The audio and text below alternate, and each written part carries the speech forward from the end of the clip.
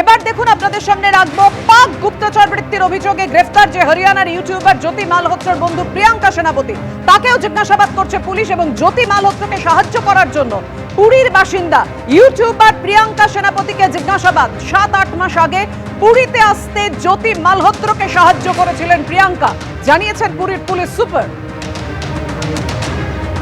4 সপ্তাহ আগে পাকিস্তানের কর্তারপুরে গিয়েছিলেন প্রিয়াঙ্কা সেনাপতি, জানিয়েছেন বাবা রাজকিশোর সেনাপতি।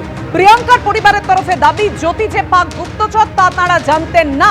প্রিয়াঙ্কার বাবা জানিয়েছেন 4 মাস আগে প্রিয়াঙ্কাও পাকিস্তানে গিয়েছিলেন, তদন্তে সব রকম ভাবে সাহায্যে প্রস্তুত। সোশ্যাল মিডিয়ায় পোস্ট করেছেন প্রিয়াঙ্কা সেনাপতি।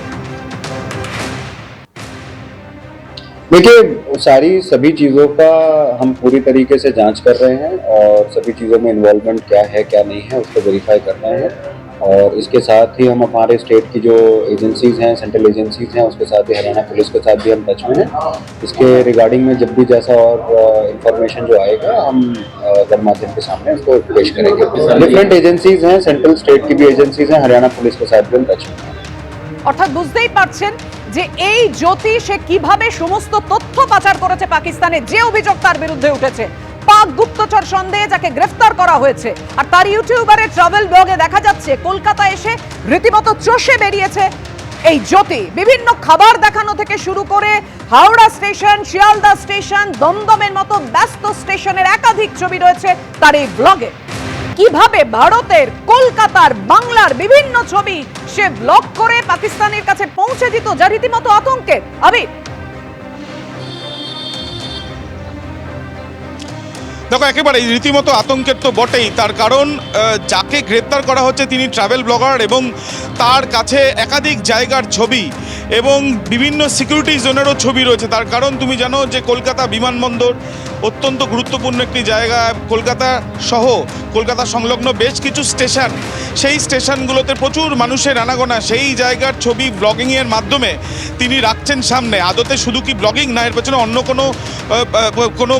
কোনো তার কোনো রকম ব্যাপার রয়েছে, সেই বিষয়গুলো তদন্তে অবশ্যই উঠে আসবে। কিন্তু ছবিতে দেখা যাচ্ছে যে একাধিক স্টেশনে ঠিক নির্দিষ্ট সময় কত মানুষ দাঁড়িয়ে রয়েছেন, কোথা দিয়ে এন্ট্রি পয়েন্ট, কোথায় এক্সিট পয়েন্ট, সেই সব ছবিগুলো তার ভিডিওর মাধ্যমে দেখা যাচ্ছে। যদিও তিনি বলছেন যে সেই জায়গার বিষয় নিয়ে, কিন্তু ছবিতে কিন্তু দেখা যাচ্ছে যে সম্পূর্ণভাবে কোন জায়গা দিয়ে ওই স্টেশনে আসা যায়, কোন জায়গা দিয়ে বেরোনো যায়, বা কোন জায়গায় মানচিত্রটাই বা কী, সেটা তার ছবি থেকে অনেকটাই স্পষ্ট হচ্ছে।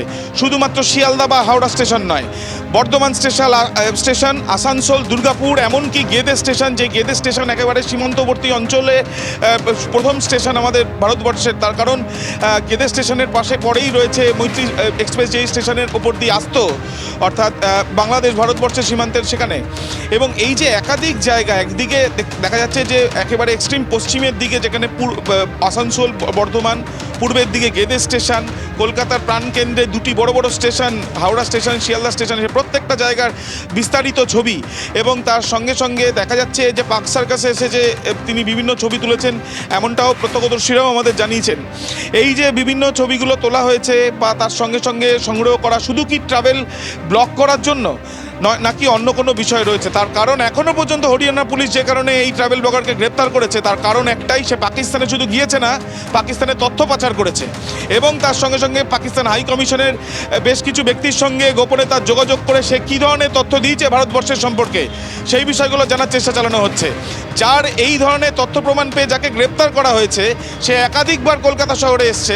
এখানেও আসার উদ্দেশ্য কি এটাই ছিল, নাকি শুধুমাত্র ট্রাভেল ব্লগিং, সেটা আরও বেশি স্পষ্ট হবে যত তদন্ত এগোবে তার সঙ্গে সঙ্গে।